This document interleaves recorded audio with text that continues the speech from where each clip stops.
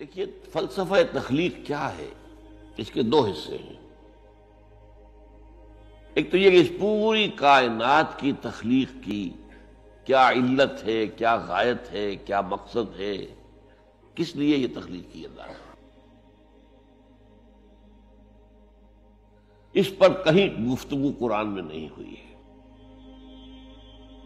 اور میرے علم کی حد تک کسی صحیح حدیث میں بھی اس موضوع کا ذکر نہیں ہے۔ البتہ ایک حدیث ہے، وہ حدیث جو محدثین کے بڑے کڑے معیار ہے کسی حدیث کو تسلیم کرنے کے ضمن میں، روایت کی شرائط، ان پر تو وہ حدیث پوری نہیں اترتی ہے،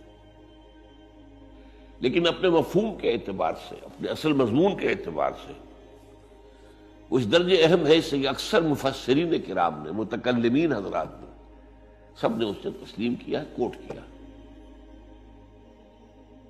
ویسے یہ بات میں نے اس سے پہلے آپ کو اصولاً ایک مرتبہ بتائی تھی، ہر سچی بات کا ثابت ہو جانا ضروری نہیں ہے۔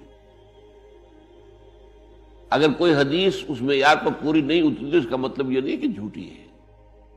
اسی لیے ہمارے ہاں دو اصطلاحات علیحدہ ہیں، ضعیف اور موضوع۔ موضوع وہ حدیث ہے جو گھڑی گئی ہے، جس کے بارے میں طے کر لیا محدثین نے کہ اس کی کوئی اثر ہے ہی نہیں، کوئی بنیاد ہے ہی نہیں، کوئی جڑ ہے ہی نہیں، یہ تو گھڑ لی گئی، موضوع وضع کی گئی۔ ظاہر بات ہے کہ اس حدیث کی طرف تو ہمیں دلچسپی ہوگی نہیں، نہ اس سے کوئی عقیدے کا مسئلہ طے ہوگا، نہ عمل کا فیصلہ طے ہوگا کہ کوئی شے حلال یا حرام اس حدیث کی روح سے ہو جائے۔ البتہ دوسری حدیث وہ ہے ضعیف ہے، یعنی ضعیف ہے اس معنی میں کہ اس کی سند پوری نہیں مل رہی۔ اب یہ چیز جو ہے میں بتا رہا ہوں آپ کو کہ یہ تو آپ کو دنیا میں ہمیشہ پیش آئے گا۔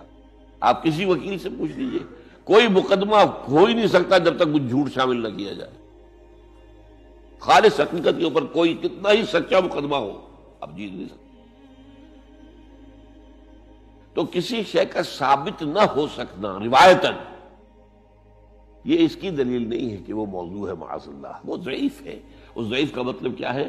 اس کی بنیاد پر کوئی عقیدہ طے نہیں ہوگا، اس کی بنیاد پر کوئی شرعی حکم نہیں بنے گا۔ باقی اگر اس میں کوئی حکمت کی باتیں ہیں، اگر اس میں کوئی ایسی چیزیں ہیں کہ جو ہمارے لیے قیمتی موتی ہیں علم کے، حکمت کے، تو اس کو اختیار کیا جائے۔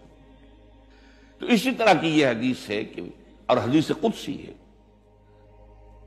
اور یہ واحد حدیث ہے کہ جو اس موضوع پر ہے، جو میرے علم کی حد تک یہ کائنات کیوں پیدا کی اللہ نے۔ تو حدیث کیا ہے قدسی؟ کنت کنزا مخفیا فاحببت ان اعرف فخلقت الخلق۔ میں ایک چھپا ہوا خزانہ تھا۔ اب آپ دیکھیے، جب کائنات ابھی نہیں بنائی تھی اللہ نے، اللہ تو تھا، ذات باری تعالیٰ میں ساری صفات موجود تھی، قدرت کاملہ موجود تھی، اس کا کوئی ظہور نہیں تھا، اس کا کوئی پہچاننے والا نہیں تھا۔ کنت کنزا مخفیا، کنز خزانہ، چھپا ہوا خزانہ۔ فاحببت ان اعرف، تو میں نے یہ چاہا کہ مجھے پہچانا جائے، مجھے کچھ جو پہچاننے والے تو ہوں۔ فخلقت الخلق، تو میں نے خلق کی تخلیق کی ہے۔ اب اس میں دو پہلو ہو گئے، ایک تو اس خلق کے ذریعے سے مجھے پہچاننا، کائنات کو انسان دیکھتا ہے تبھی تو عصمت منکشف ہوتی ہے اللہ کی۔ اس کی قدرت خلاقی دیکھیے، اس کی حکمت کا کمال دیکھیے۔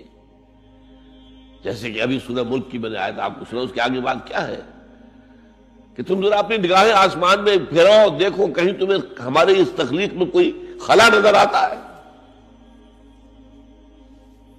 پھر دیکھو، پھر دیکھو، تمہاری نگاہیں تھک ہار کر واپس آ جائیں گی، تمہیں کہیں کوئی خلا نظر نہیں آئے گی۔ اتنی کامل تخلیق۔ تو اگر کامل تخلیق ہے تو کامل تو اللہ کی ذات ہوئی نا، جس نے اس کو پیدا کیا ہے۔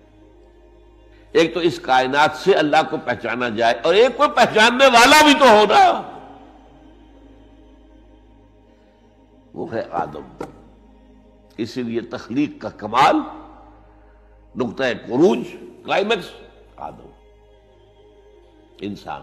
اس کو عقل دی، اپنی عقل سے دیکھو، پہچانو۔ یہ اصل میں امتحان کا معاملہ ہوا ہے کہ جہاں تک تو ہے تخلیق کلی کا تھا سوال، اس کا تو اس کے سوا کوئی ہمارے پاس کوئی اور جواب ہے ہی نہیں، بس سیدھی سی بات۔ یہی حدیث قدسی کہ کنت کنزا مخفیا فاحببت ان اعرف فخلقت الخلق۔ ہاں، اب اس میں حیات دنیاوی کا مقصد کیا ہے؟ یہ جو انسان کی زندگی ہے یہ کوئی 30 40 50 60 70 80 برس کی نہیں ہے۔ ہم پچھلے دنوں وہ احادیث پڑھ چکے ہیں اور وہ آیات قرآن مجید ہیں جن میں کہ انسانی زندگی کے 5 ادوار میں نے گنوا دیے آپ کو۔ پہلی تخلیق ہوئی تھی صرف ارواح کی شکل میں، بدن نہیں تھے، وہ پہلی زندگی تھی ہماری۔ پھر ہمیں سلا دیا گیا، کولڈ سٹوریج میں رکھ دیا گیا،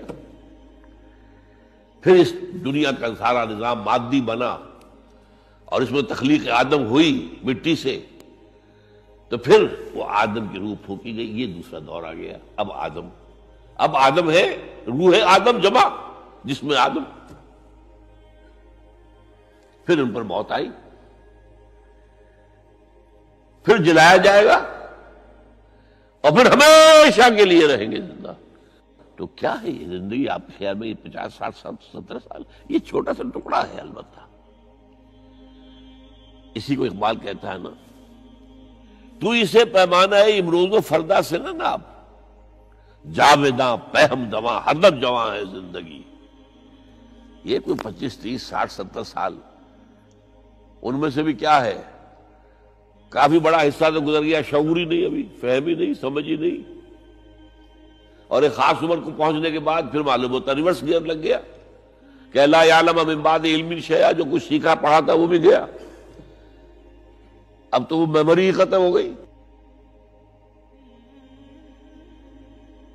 لہذا تھوڑا سا وقفہ ہے، 40 50 سال بس کریے میکسیمم۔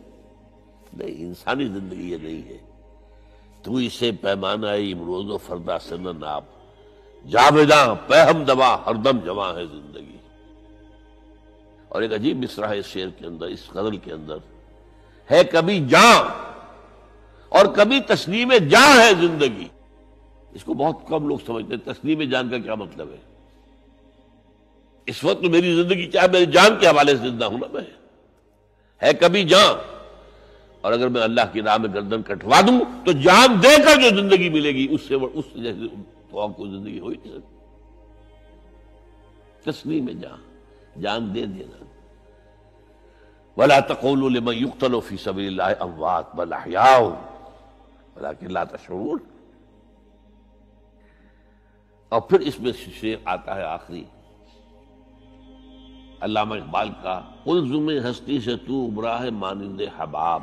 آپ اندازہ کیجئے، یہ کائنات ہستی، یہ تو پیسیفک اوشن سمجھیے، قلزم ہستی سے تو، اب تیری حیثیت کیا ہے؟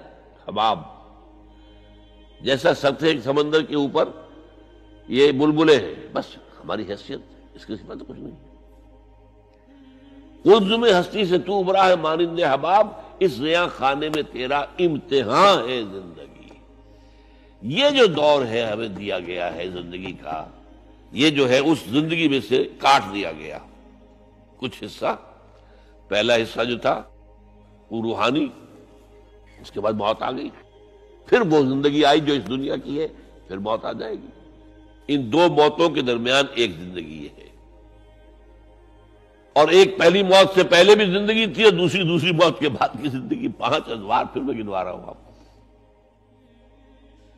اس حوالے سے جو مقصد حیات ہے دنیاوی وہ ہے امتحان، اس لیے میں نے وہ آیات آپ کو سنائی، تبارک الذی بیدہ الملک وہو علی کل شیء قدیر الذی خلق الموت والحیاۃ لیبلوکم ایکم احسن عملا۔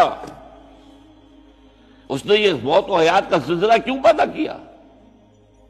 کیوں یہ دو موتوں کے درمیان یہ چھوٹی زندگی علیحدہ کر دی اور ان زندگیوں سے علیحدہ کر دیا جو پہلے تھی اور بعد میں آنے والی ہے اور جو ابدی ہے؟ خلق الموت والحیات لیبلوکم ایکم احسن عملا، یہ امتحانی وقفہ ہے تمہارا، وہ تمہیں آزمانا چاہتا ہے۔ بلا یبلو، اسی سے ابتلا کا لفظ بنا ہے، باب افتعال، امتحان لینا، آزمانا۔